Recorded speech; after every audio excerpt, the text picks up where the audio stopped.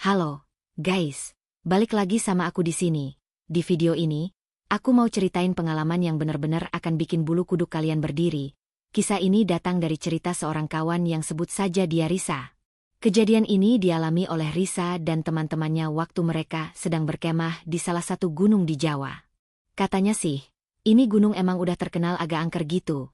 Meski bukan gunung yang populer namun keindahan gunung tersebut emang bikin Risa dan temannya ingin berkemah di sana.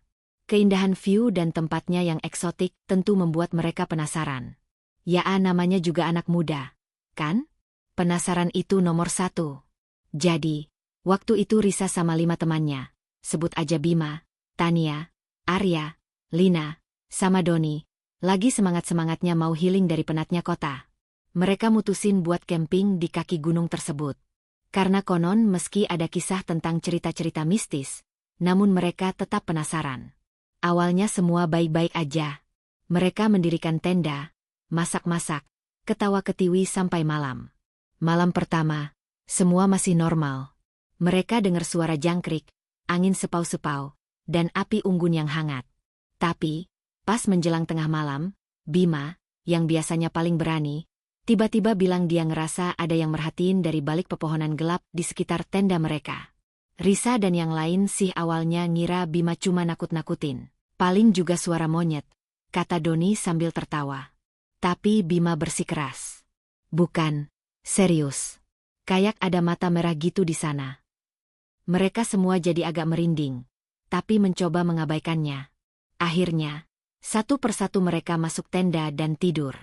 Nah, masalah mulai muncul di hari kedua. Rencana mereka mau trekking ke air terjun yang lokasinya lumayan jauh dari camping ground. Pagi-pagi mereka udah siap dengan bekal dan semangat. Jalur yang mereka lewati awalnya masih jelas. Setapak tanah yang biasa dilewati pendaki. Tapi setelah hampir 2 jam berjalan, mereka ngerasa ada yang aneh. Perasaan gue kok jalannya gini-gini doang ya? Tanya Tania, mulai gelisah. Arya, yang paling sering mendaki, juga ikut mengernyitkan dahi. Iya, gue juga ngerasa familiar sama pohon tumbang ini. Kayaknya kita muter-muter deh. Panik mulai menyelimuti. Mereka coba balik ke arah semula.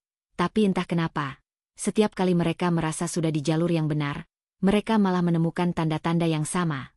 Pohon tumbang yang sama, batu besar dengan lumut yang khas, bahkan ranting yang patah dengan bentuk unik. Seolah-olah ada sesuatu yang sengaja memutarbalikkan arah mereka. Matahari mulai condong ke barat, dan hutan semakin gelap.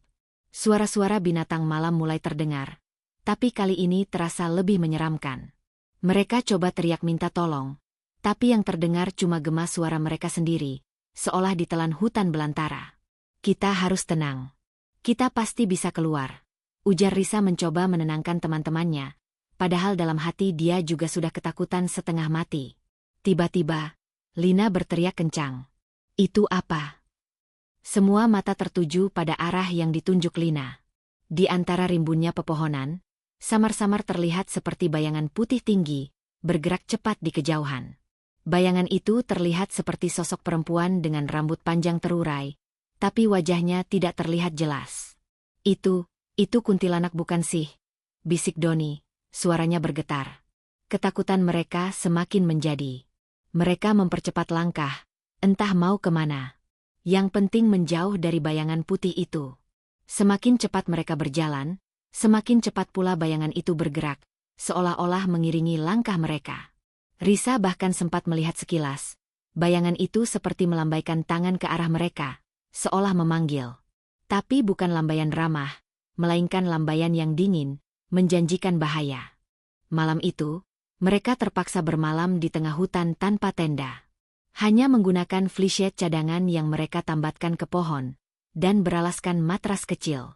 Mereka cuma bisa meringkuk di bawah flysheet, mencoba membuat api unggun dengan sisa-sisa korek yang mereka punya. Selama bermalam, mereka mendengar berbagai macam suara aneh. Suara tawa cekikikan, tangisan lirih, bahkan bisikan-bisikan yang tak jelas, seolah ada banyak makhluk tak kasat mata yang mengelilingi mereka. Bima yang tadi malam melihat mata merah, kali ini tak henti-hentinya menggigil. Puncaknya, saat fajar mulai menyingsing, Mereka menemukan sebuah gubuk tua di tengah hutan yang sebelumnya tidak pernah mereka lihat. Gubuk itu terlihat sangat kuno, dengan atap yang hampir ambruk dan dinding kayu yang lapuk. Anehnya, ada lampu minyak yang masih menyala di dalam gubuk itu, seolah ada yang baru saja meninggalkannya. Mungkin ada orang di sana. Kita bisa minta tolong, seru Tania, penuh harapan. Tapi Arya, yang sejak tadi terlihat lebih tenang, tiba-tiba menarik Tania mundur. Jangan, gue ngerasa nggak enak. Ini gubuknya terlalu aneh. Risa juga merasakan hal yang sama. Aura di sekitar gubuk itu sangat pekat, dingin, dan mencekam. Seolah-olah ada sesuatu yang sedang menunggu mereka di dalam. Mereka memutuskan untuk tidak mendekati gubuk itu dan mencoba mencari jalan lain. Tak lama setelah meninggalkan gubuk, mereka akhirnya menemukan setapak yang lebih jelas dan mengarah ke perkampungan warga. Betapa leganya mereka. Sampai di perkampungan, mereka langsung menceritakan pengalaman itu kepada penduduk setempat. Salah seorang bapak-bapak tua, seorang warga desa di sana. Setelah mendengar cerita, ia cuma menghela napas panjang. Nak, kalian itu sudah masuk ke hutan larangan. Di sana ada penunggu rimba, kadang menampakkan diri sebagai perempuan cantik, kadang cuma bayangan putih. Mereka suka mengganggu orang-orang yang masuk tanpa permisi. Jelas bapak warga desa itu dengan nada serius. Gubuk tua yang kalian lihat itu sebenarnya bukan gubuk biasa. Itu tempat persinggahan mereka, yang hanya muncul kalau mereka mau menampakkan diri. Beruntung kalian tidak masuk ke dalamnya, tambahnya lagi. Risa dan teman-temannya cuma bisa saling pandang.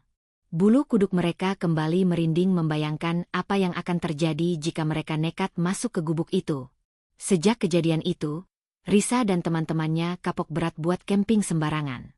Mereka menyadari, ada hal-hal di dunia ini yang lebih baik tidak diganggu, dan rasa penasaran kadang bisa membawa kita ke jurang bahaya. Nah, itu dia, guys, cerita dari Risa. Gimana menurut kalian? Pernah ngalamin kejadian serupa? Jangan lupa komen di bawah dan ceritakan pengalaman kalian. Jangan lupa juga, untuk yang mau kirim cerita horor atau misteri, langsung aja kirim via email ya. Sampai jumpa di video selanjutnya.